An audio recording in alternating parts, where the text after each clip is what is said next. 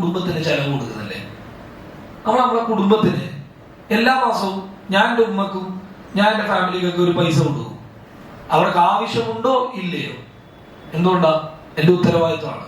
So ഉത്തരവാദിത്തമായിട്ട് രാഷ്ട്രീയ പ്രവർത്തനം മാറണം. ഒരാളുടെ ഉത്തരവാദിത്തമായിട്ട് രാഷ്ട്രീയ പ്രവർത്തനം മാറണമെന്നുണ്ട് എങ്കിൽ അത് തുടങ്ങേണ്ടത് ഇതുപോലെയുള്ള വേദികളിൽ നിന്നല്ല എന്നുള്ളതാണ് നമ്മൾ മനസ്സിലാക്കേണ്ടത്.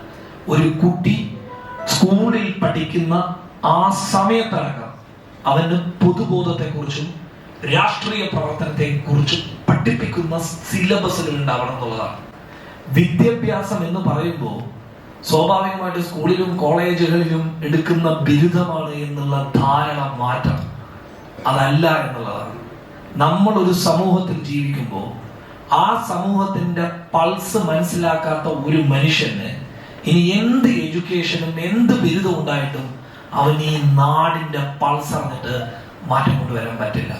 സോ ഗ്രൗണ്ടിൽ ഇറങ്ങുന്നവനാണ് ആക്ച്വലി, അവന്റെ കയ്യിലാണ് കീ കൊടുക്കുന്നത്.